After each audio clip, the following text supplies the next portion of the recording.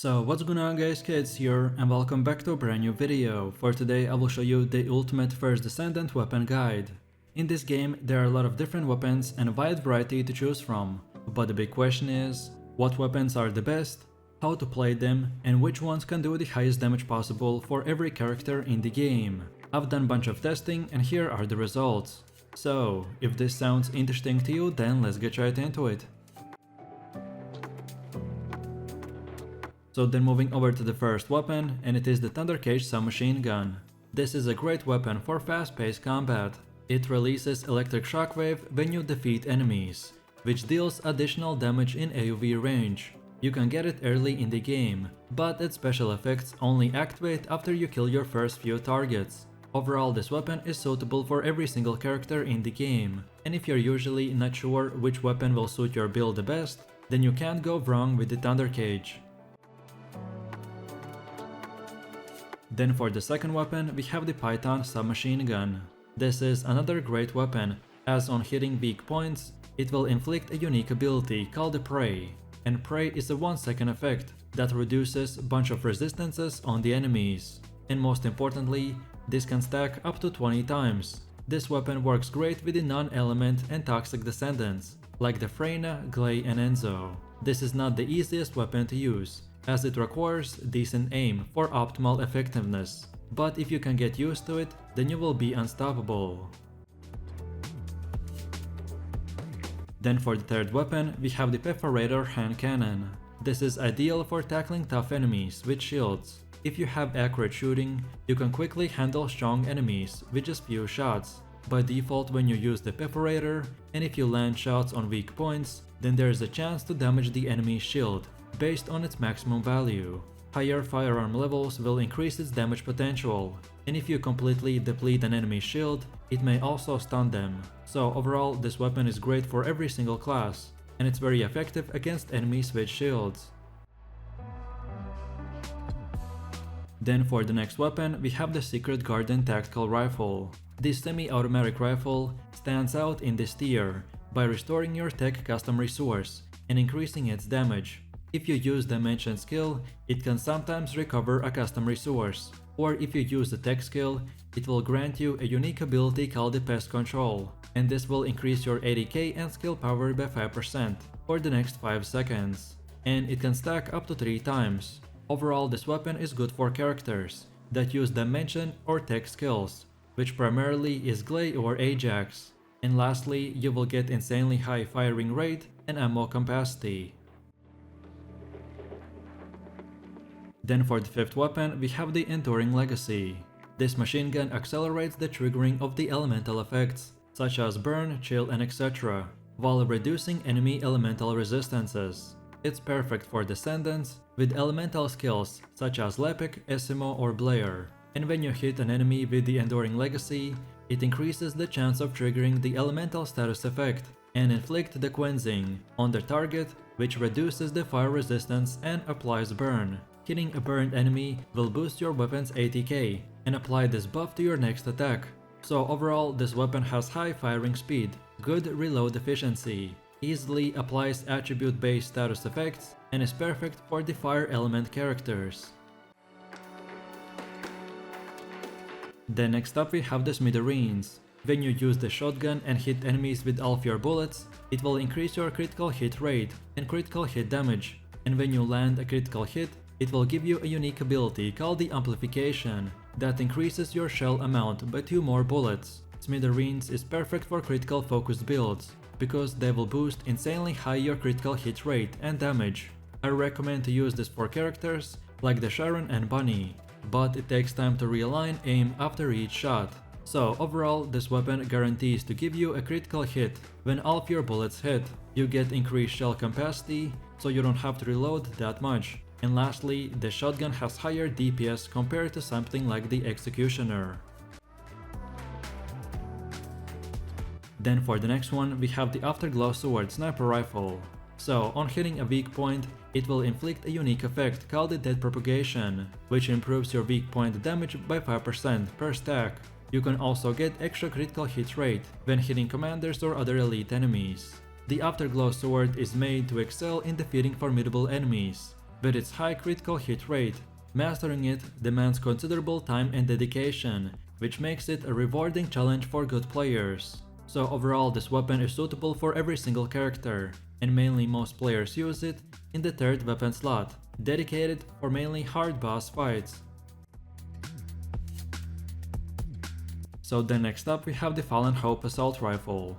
So when you hit enemies that are poisoned, it increases your ATK and applies even more poison damage buff. And when you defeat an enemy, then that same guy on his death will trigger an explosion, which will inflict even more AoE damage. The explosion's chance to trigger is 30%, and it will do more than 55% additional damage on top of everything else. The Fallen Hope excels when used against poison enemies, benefiting from its unique synergy with the Freyna abilities, as she is currently the only one Descendant that is capable of utilizing this effectively. So overall, if you're a Freyna player that wants to use the highest damage possible weapon for your specific class, then here you go. Then for the next one we have the Greg's Reversed Fate. Here we have another tactical rifle that when you hit an enemy with the max shields, it will proc a bombardment and have a set chance to inflict a burn effect on the target. When both of these effects are activated together, they will do 100% more weapon damage in the first hit and then plus 10 extra % for the next 3 seconds. Overall, this weapon enhances your AoE damage, however, it reduces your accuracy by 20% for both aimed shots and hip fire. So then for the next weapon we have the Executor Shotgun. This is one of the game's strongest weapons. The more pellets that hit your target in a single shot, the more damage the shotgun deals. Additionally, the shots electrocute enemies, increasing its damage even more. And then when all bullets hit, the Executor's exhalation activates for the next 5 seconds, but missing shots reduces the effect range. On max power, firing removes the effect, boosts firearm ATK on hit, and electrocutes the target. Hitting that target further boosts the firearm ATK even more, and applies this buff to your next attack. Overall, I recommend to use this weapon for fast moving and up close and personal characters, like the Bunny and Sharon. Then for the next one we have the Wave of Light. So after you reload the scout rifle, it will give you a unique ability called the Solar Halo that reduces your recoil by 50% and increases your critical hit rate by 45%. And then when you hit enemies while the previous Solar Halo ability is active, then now a brand new Lunar Halo ability will activate that lasts for 6 seconds and applies a 50% debuff on the enemy. So overall this weapon will boost your critical hit chance after reloading and will reduce enemy healing when hit afterwards. It offers superior DPS compared to something like the Blue Beetle, making it a versatile choice for every single Descendant.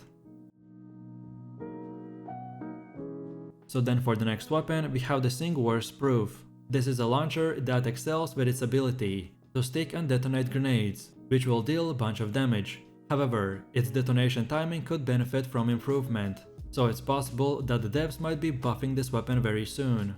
Overall, the sigvores Proof is obtainable through the current Battle Pass Premium upgrade.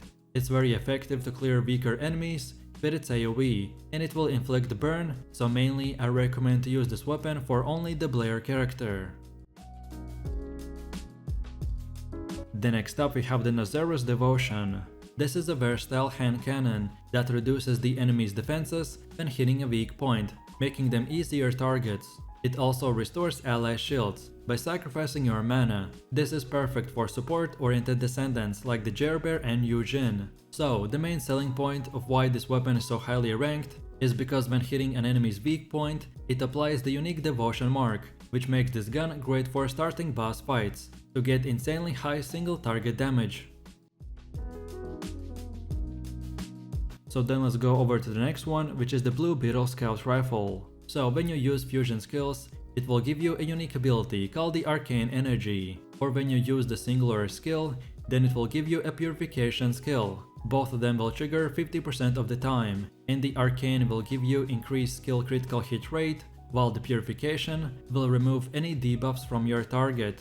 Overall, the Blue Beetle isn't the most powerful gun in the first Descendant, but it balances offensive and defensive play, making it reliable for versatile characters like the Yujin or Valby.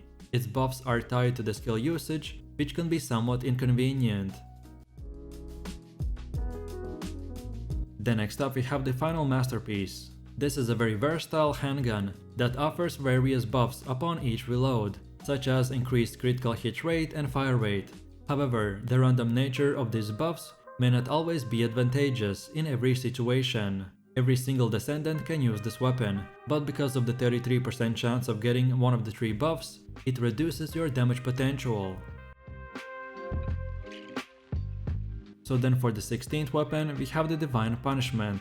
This assault rifle is ideal for support-oriented Descendants, like the Jailbear, Yujin and Viessa, and ranks among the top support guns in the game. It rewards you each time you buff allies, making it highly effective in combat, especially in group boss fights. Overall, this weapon strengthens your defenses when you apply buffs. It also strengthens your firepower when applying debuffs, and finally, it reduces your skill cooldown when healing. Then for the next weapon, we have the Piercing Light. This sniper rifle excels in precision shooting, which makes it very easy to use. It is a strong choice for all characters, especially for Bunny, due to its high critical hit chance when hitting multiple enemies, and its ability to remove buffs from enemies. Overall, this has 100% chance to remove enemy buffs when hitting their weak point, and even a 100% chance of critical hit rate when hitting 2 targets with the same bullet penetration. Then for one of the last weapons, we have the Restored Relic. This is a launcher that uses a rare ammo type. It fires guided rounds that deal additional AoE damage and have a chance to replace regular projectiles during firing. Overall, this gun is suitable for all Descendants, and its pros are that you get a chance to fire an additional guided missile when shooting. The CA guided missile deals continuous damage upon hitting, and then the CDPS is lower compared to something like the sigvores proof. Then next up we have the Clairvoyance. This beam rifle deals more damage the longer you hold the fire button. It also slows enemies by 70% and reduces their chill element resistance. Also, your unique aspect is that when hitting an enemy with a stage 2 beam, it triggers a void gaze, and a stage 3 inflicts a paled cowling. Both of these effects remove enemies' chill resistance by 20% and decrease the action speed by 70%. Overall, the Clairvoyance reduces enemy resistance to skills on hit. It also applies a frostbite-like effect, and it is the best used with the Viessa's high damage skills. Then for the 20th weapon, we have the Last Dagger. This handgun damage increases with high stacks of its buffs after defeating enemies. This buff will last for 10 seconds and increase your critical hit rate per stack, hit rate at max stacks, and your weapon's ATK at max stacks. Reaching its full potential can be challenging and risky, as stacking patience by defeating enemies will take quite a bit of time. Overall, this weapon increases your damage upon defeating enemies. There's even a chance that when damaging enemies while fully buffed will stun them, but as I said, the big problem is that maintaining buffs can be quite challenging.